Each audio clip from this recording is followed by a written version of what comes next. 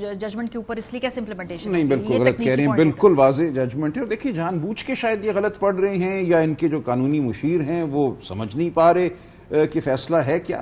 دیکھیں فیصلے نے آئین کی تشریح کی ہے، کسی قانون کی تشریح نہیں کی. یہ بات پہلے آپ ذہن میں رکھیں. جب آئین کی تشریح ہوئی ہے تو اس تشریح کو صرف آپ آئینی ترمیم کے ذریعے بدل سکتے ہیں یا ختم کر سکتے ہیں، سادہ قانون سازی کے ذریعے نہیں کر سکتے. انہوں نے تشریح یہ کی ہے کہ آئین کا آرٹیکل 51 اس کی شق 6 اور اسی طرح جو صوبائی اسمبلی کے لیے ہے، ان کا تقاضا ہے کہ جس پارٹی نے الیکشن لڑا اور اس نے سیٹیں حاصل کی اسی تناسب سے اس کو مخصوص نشستیں مل جائیں. یہ ہے آئین کی بیسک کہہ لیجیے آپ منشا ہے یا رضا ہے. اگر ایسا نہیں ہوتا تو جو پارلیمان وجود میں آئے گی، جو قومی اسمبلی وجود میں آئے گی، وہ ایک غیر آئینی قومی اسمبلی ہوگی، وہ غیر نمائندہ قومی اسمبلی ہوگی. آرٹیکل 17 جو ہے پامال ہوگا. یہ ہے یہ فیصلہ. اس کا کوئی تعلق کسی قانون سے نہیں ہے. تمام جو قوانین بنائے گئے ہیں وہ آرٹیکل 51 یا آرٹیکل جو 106 ہے صوبائی اسمبلیوں کے لیے، ان آرٹیکلز پر حاوی نہیں ہیں. وہ ایک طرح سے مشینری پروویژنز ہیں، قاعدے ہیں کہ اس طرح سے کر لو. انہوں نے یہ کہا کہ جو بیسک مقصد ہے اس پورے آئین کا وہ یہ ہے کہ جمہوری حکومت قائم ہو، اور جمہوری حکومت نہیں قائم ہو سکتی اگر آپ مخصوص نشستیں ایک ایسی جماعت کو دے دیتی ہیں جس نے 3 سیٹیں جیتی ہیں، آپ اس کو 10 دے دیتے ہیں، اس کے تناسب کے حساب سے نہیں دیتے، تو بالکل ایک غیر آئینی قومی اسمبلی آتی ہے. یہ بالکل درست فیصلہ ہے. اب انہوں نے اس میں دیکھا، یہ حقیقت کا ادراک یہ کیا کہ کینڈیڈیٹ جو تھے وہ پی ٹی آئی کے تھے. ہم سب لوگ پی ٹی آئی کے کینڈیڈیٹ کے طور پہ گئے. 10:30 بجے 13 جنوری کو سپریم کورٹ کا ایک فیصلہ آتا ہے جو کہتا ہے کہ ان کو آپ نے نشان نہیں دینا بلے کا. میں عرض کروں الیکشن کمیشن اس کے بعد یہ کہتا ہے کہ چونکہ آپ کو نشان نہیں دینا لہٰذا آپ کو ہم انڈیپینڈنٹ آزاد امیدوار تصور کریں گے. یہاں تباہی شروع ہوتی ہے پورے نظام کی. ہم تو گئے تھے وہاں پہ بطور پی ٹی آئی کینڈیڈیٹ، ہم نے نامینیشن پیپر فائل کیے ہوئے تھے، ہمارے ہاتھوں میں ٹکٹ تھے. ٹکٹ جو تھے وہ 13 جنوری ہی کو جمع کرانے تھے. ٹکٹ آر او صاحبان نے واپس پھینک دیے کہ اب آپ ٹکٹ جمع نہیں کرا سکتے کیونکہ آپ کو ہم نے سمبل جو ہے وہ دینا ہے آزاد امیدوار کا. ٹکٹ تو ہم اس صورت میں آپ سے لیتے اگر ہم نے آپ کو پی ٹی آئی کا ٹکٹ کا سمبل دینا ہوتا.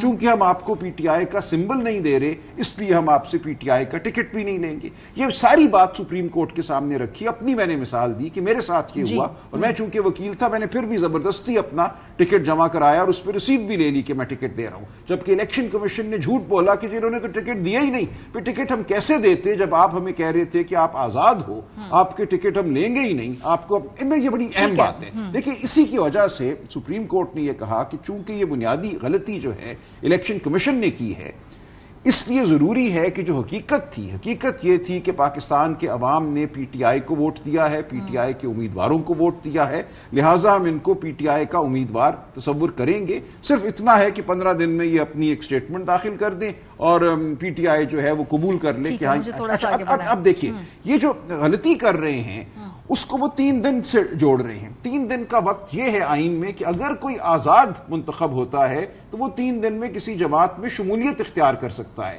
سپریم کورٹ تو یہ کہہ رہا ہے کہ آپ آزاد نہیں منتخب ہوئے، آپ تو منتخب بھی پی ٹی آئی ہوئے ہیں. ہم آپ کو مانتے ہیں کہ آپ پی ٹی آئی کے امیدوار کے طور پہ منتخب ہوئے ہیں. یہاں کوئی جماعت جوائن نہیں کر رہا، صرف اظہار کر رہا ہے. لیکن بیرسٹر صاحب ایشو یہ ہے کہ تکنیکی طور پہ تو تحریک انصاف کا یہ موقف ہے، لیکن آپ لوگوں نے چونکہ الیکشن ایکٹ میں ترمیم کر لی ہے، یہ تو اس کو چیلنج کرنے جا رہے تھے. کر دی ہے انفیکٹ کر دی ہے، چیلنج کرنے جا رہے ہیں. سو بھی ایک سیاسی اور لیگل سینیریو کیا ہوگا؟ کیا یہ نشستیں لمبو میں رہیں گی، نہ آپ کی ہوں گی نہ ان کی ہوں گی؟ That would be an ideal scenario for you.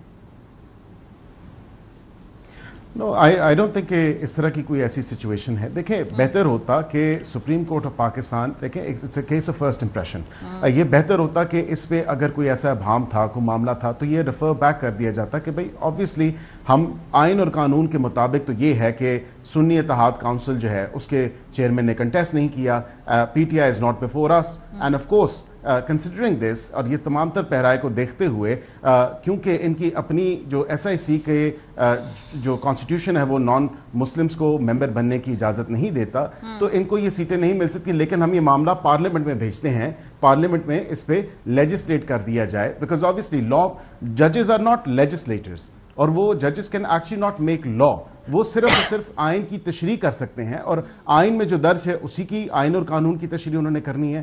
اب یہ تمام تر پہرائے میں ابھی تو obviously ریویو بھی فائل ہو گیا ہے الیکشن کمیشن آف پاکستان کی طرف سے بھی اور دیگر ان کینڈیڈیٹس کی طرف سے بھی جن سے یہ سیٹیں لی گئیں۔ اب اس میں سنی اتحاد کونسل کے 80 کے 80 جو ایفیڈیوٹس ہیں وہ بھی کسی سٹیج پہ چیلنج نہیں ہوئے، ان لوگوں کو بھی نہیں بلا کے پوچھا گیا کہ 3 دن کے اندر جو آپ نے آئین پاکستان کے مطابق آپ نے اپنی افیلیشن ظاہر کی ہے، آپ کو انڈیپینڈنٹ تصور کیا گیا تھا۔ یہ لاکھ چاہیں یہ لاکھ کہیں یہ پی ٹی آئی کے تھے، لیکن آئین اور قانون واضح ہے، آئین اور قانون یہی کہتا ہے کہ یہ آزاد تھے، اور آزاد ہونے کے بعد منتخب ہونے کے بعد انہوں نے سنی اتحاد کونسل جوائن کی۔ آپ قانون کی اپنی مرضی اور منشا پہ تشریح نہیں کر سکتے، جو آئین اور قانون کے اندر درج ہے اسی پہ ہی آپ کو چلے جی، مجھے لگتا ہے کہ ابھی سکوئر 1 کے اوپر معاملہ ہے، ابھی عدالتوں میں جائے گا، یہ معاملہ بھی بہت طویل ہوگا، اس دوران دیکھتے ہیں کہ بھئی یہ قانونی جو کانسٹیٹیوشنل بریک ڈاؤن ہے یہ کیا شکل اختیار کرتا ہے۔ یہ میں خواجہ آصف صاحب کے الفاظ کوٹ کری ہوں۔